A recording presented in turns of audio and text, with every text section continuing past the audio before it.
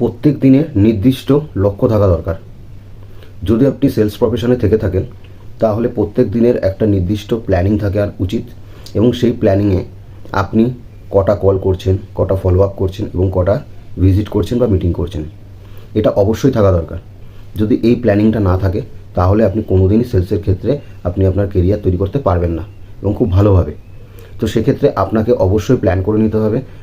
মর্নিংয়ে plan করুন বা আগের দিন রাত্রেবেলা প্ল্যান করুন যে আপনি নেক্সট ডে আপনি কতগুলো কল করবেন, কোন কোন কাস্টমারকে ফলো আপ করবেন আর কটা মিটিং করবেন।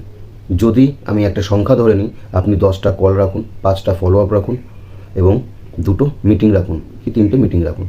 এইভাবে যদি আপনি সংখ্যা ঠিক করে নেন আগে থেকে, তাহলে কিন্তু অবশ্যই আপনি আপনার নির্দিষ্ট লক্ষ্যে পৌঁছাতে পারবেন। তো লক্ষ্য থাকা অবশ্যই জরুরি এই লাইনে, যদি আপনি আপনার কেরিয়ার এই লাইনে প্রতিষ্ঠিত করতে চান। যদি এরকম ভিডিও আপনাদের ভালো লেগে থাকে অবশ্যই কমেন্টে জানান।